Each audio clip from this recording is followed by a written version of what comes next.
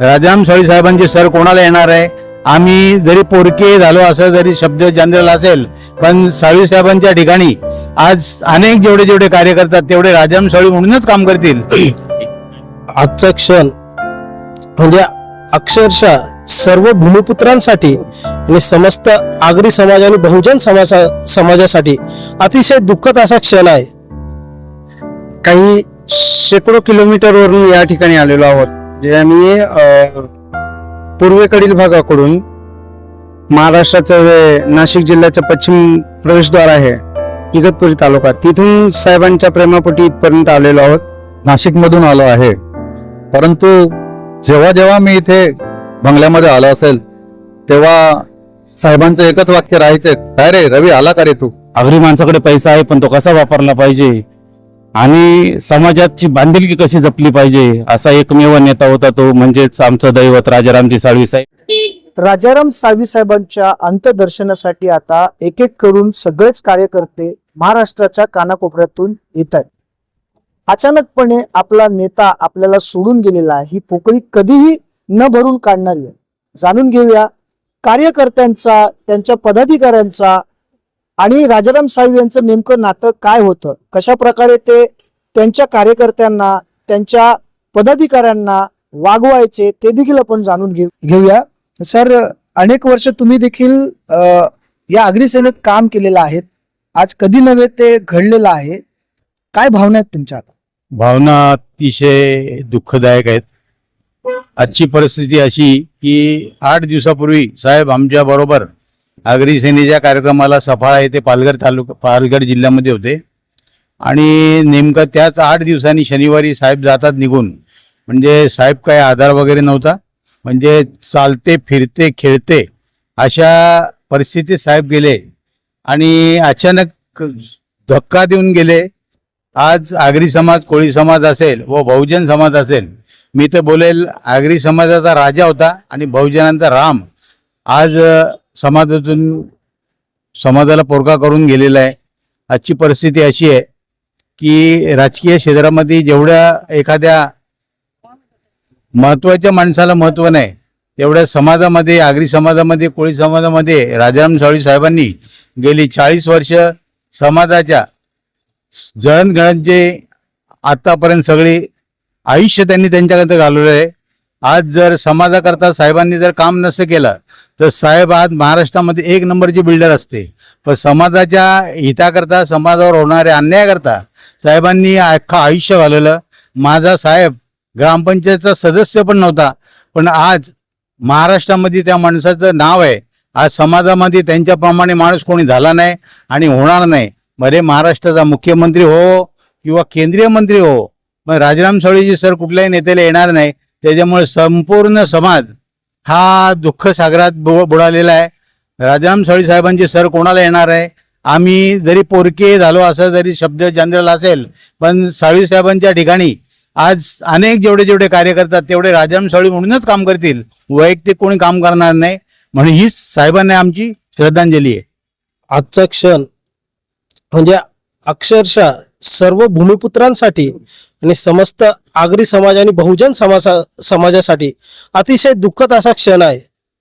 ज्या साहेबांनी संपूर्ण आयुष्य बहुजन समाजाच्या, फक्त आगरी समाजाच्या नाही तर बहुजन समाजाच्या हिताकरिता, या भूमिपुत्रांकरिता ज्यांनी घालवलं, ते साहेब आपल्यातून सोडून जाणं हे अतिशय दुःखद आहे. आज जेही कामगार असोत, भूमिपुत्र असोत, यांच्यासाठी जो हक्काचा आवाज होता तो आवाज हरपलेला आहे. या व्यतिरिक्त सांगायचं झालं, साहेबांचं कार्य खूप मोठं आहे. आज ते ओबीसी महामंडळाचे पहिले अध्यक्ष झाले, त्यानंतर सतत ओबीसींसाठी झटणारा एक लढवय्या नेता आज हरपलेला आहे. आमच्या समस्त आगरी सेनेच्या वतीने साहेबांना भावपूर्ण श्रद्धांजली देतो.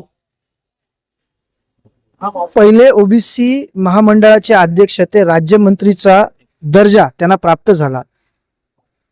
संपूर्ण देशामध्ये त्यांचे चाहते होते. आज अचानकपणे तुमचा विठ्ठल तुम्हाला सोडून गेलेला आहे, काय सांग? साहेब, आज आम्ही काही शेकडो किलोमीटरवरून या ठिकाणी आलेलो आहोत. जे आम्ही पूर्वेकडील भागाकडून महाराष्ट्राचं जे नाशिक जिल्ह्याचं पश्चिम प्रवेशद्वार आहे इगतपुरी तालुका, तिथून साहेबांच्या प्रेमापोटी इथपर्यंत आलेलो आहोत.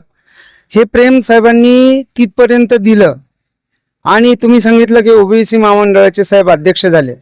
ओबीसी महामंडळाचे साहेब अध्यक्ष झाले. आज आपण पाहतोय की ओबीसी मध्ये 374 जाती आहेत. 169वी जी जात म्हणून जिची गणना झाली आगरी, आणि तत्कालीन परिस्थितीत त्या ओबीसीत या जातीला समावेश करून घेतलं गेलं.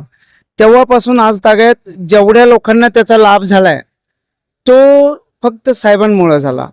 आणि आज साहेब आम्हाला सोडून निघून गेलेत. साहेबांचे अनेक पैलू होते. आपण एक ओबीसी महामंडळ केवळ पाहता कामा नये. लोकांना युनियनमध्ये लाभ मिळवून दिला, सामाजिक दर्जा उंचावला. मागील अधिवेशनात साहेबांचं वाक्य होतं की मारवाडी गुजराती समाजाकडे पैसा आहे असं नाही, पैसा आगरी समाजाकडे पण आहे, परंतु त्याचा योग्य युटिलाइज करायला समाज शिकला नाही.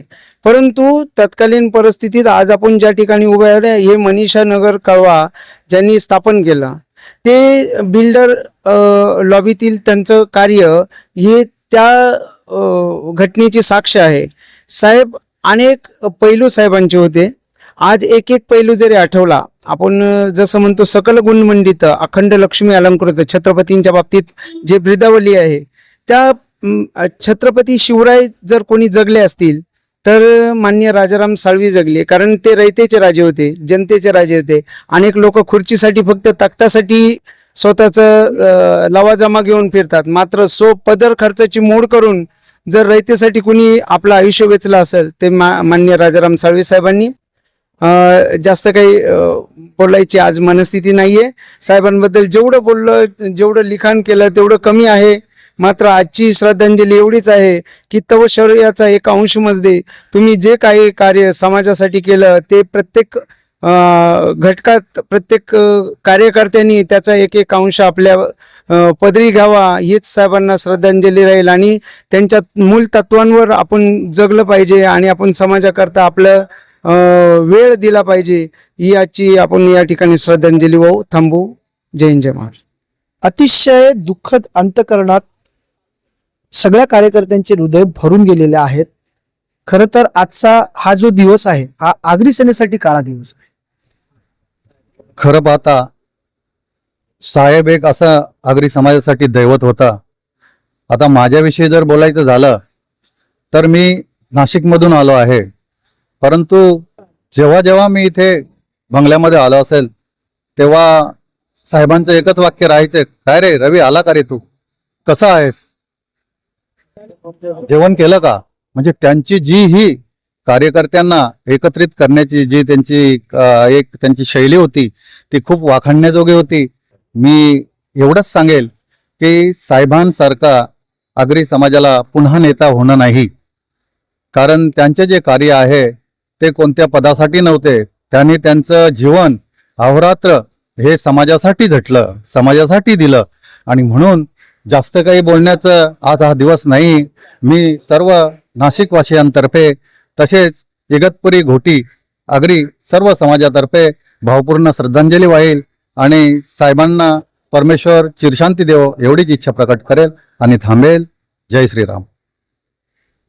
राजाराम साळवी साहेबांची अंत्ययात्रा या ठिकाणावरून 4 वाजता निघणार आहेत. त्यांचे अनेक जे कार्यकर्ते आहेत ते देखील या ठिकाणी आलेले आहेत. काय सांगाल सर? आज आगरी समाजाचं दैवत हरपलं. शौर्याचा व्यापार थांबवा, पराक्रम सत्कारणी लावा. समाजाला जो उपदेश दिला होता, समाजातील तंटे मिटवले होते, प्रत्येक गावागावात जाऊन समाजाला जे प्रबोधन केलं होतं, समाजामध्ये शांतता कशी राहील, कुठेही झगडा भानगड होणार नाही, आगरी माणसाकडे पैसा आहे पण तो कसा वापरला पाहिजे आणि समाजाची बांधिलकी कशी जपली पाहिजे, असा एकमेव नेता होता तो म्हणजेच आमचं दैवत राजारामजी साळवी साहेब. आज समाजाला पोरकं करून साहेब निघून गेलेत, पण एकमेव नेता आम्ही बघितला का कार्यकर्त्याचा विचार करणारा. बंगल्यामध्ये आल्यानंतर तुम्ही जेवलात का, जेवून जा, चहा पाण्याची व्यवस्था करणारा हा एकमेव आमचा नेता आज हरपला. आज खरोखर आमच्या आगरी समाजासाठी एक काळा दिवस आहे. कारण साहेब आता पालघरला आमच्या सोबत होते आणि सोबत असताना साहेबांनी मन भरून आमच्याशी संवाद केला. कुठेही जाताना साहेब त्या पाण्याप्रमाणे असायचे. दुधात मिळालं तर दुधासारखं असा साहेबांचा स्वभाव होता. मग लहान कार्यकर्ता असो, मोठा कार्यकर्ता असो किंवा कितीही जुना कार्यकर्ता असो, नावानिशी ओळख देणारा एकमेव नेता आम्ही जो पाहिला असेल तर राजारामजी साळवी साहेब आम्हाला पोरकं करून निघून गेले. साहेब, तुमचं जाणं हे योग्य नाहीये, कारण समाजाला तुमच्यासारखा नेता लाभणार नाही. नेते आम्ही पाहिले, स्वार्थी लबाड नेते पाहिले, पण एकमेव तुम्ही आम्हाला असं नेतृत्व लाभलं की तुमच्या आमच्या माध्यमातून समाजाला जी दिशा दिली. खरोखर साहेब, तुम्हाला मनापासून भावपूर्ण श्रद्धांजली अर्पण करतो आणि थांबतो. जय श्रीराम.